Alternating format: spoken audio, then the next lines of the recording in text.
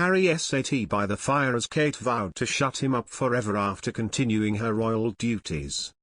The Duchess of Cambridge will meet military personnel and civilians who helped evacuate Afghans from their country, Kensington Palace has announced. Kate, 39, will visit RAF Brize Norton on Wednesday to chat to those who took part in Operation Pitting, which saw more than 15,000 people airlifted out of Kabul during August, including thousands of Afghan relocations and assistance policy applicants and their dependents. More than 850 people arrived at the RAF base in Oxfordshire and were provided practical support like food, clothing, children's toys and medical help while their details were processed. During her visit, the Duchess, who attended her younger brother James's wedding in France at the weekend, will meet RAF air crews and medics who supported evacuees at Kabul airport. She will also be introduced to civilians and volunteers who established a repatriation center at RAF Brize Norton. Operation Pitting involved every unit at the military base, with personnel working alongside the Royal Navy, Army, local authorities and aid organizations in Afghanistan and the UK. Brize Norton's full fleet of RAF transport aircraft flew around the clock to support the evacuation, including a record flight for an RAF C-17 Globemaster which carried 439 passengers out of Kabul. Aircraft involved in the operation also carried supplies ranging from clothing and baby food for the evacuees. It comes after a royal expert warned Prince Harry to be wary of wading into the Afghanistan crisis again if he uses his 37th birthday tomorrow to highlight a charitable initiative. Speaking, Richard Fitzwilliams said that it's reasonable to assume that he could choose to focus on the refugee crisis in Afghanistan, adding that he will have to be careful not to say anything critical of President Biden. Meghan marked her recent 48th birthday with her own endeavor, the 40 by 40 project, in which she asked high-profile people to commit to giving 40 minutes of their time to support women going back to work.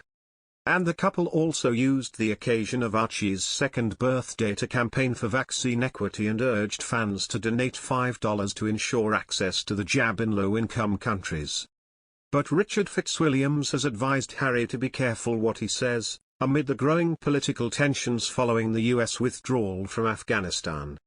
It's a big crisis and it would be a reasonable assumption that any birthday initiative might be linked to Afghanistan and the refugee crisis, he said.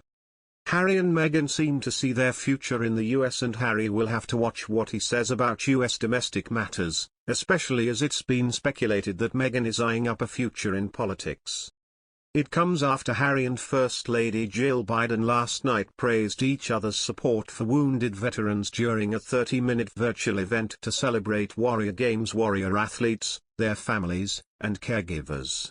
During their first event together since she became First Lady and he moved to the United States, Dr. Biden praised Harry, saying, "You live by a simple principle, served together recovered together."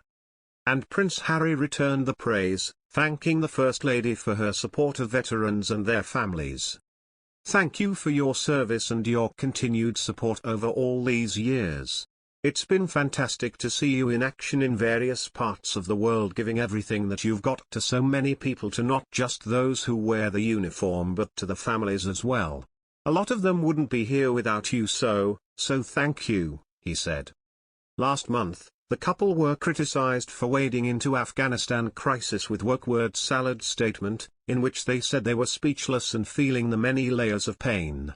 The lengthy statement, released via the couple's Likarchul Foundation website, called on followers to support organizations including the World Central Kitchen, but failed to say how much they would be personally donating or details of how they would help. Prince Harry's biographer Angela Levin told, "I think Harry and Meghan's grandiose, comfy and caring comments about the situation in Afghanistan, the disaster in Haiti and new COVID variants is another example of them trying to set up some sort of alternate woke royal family."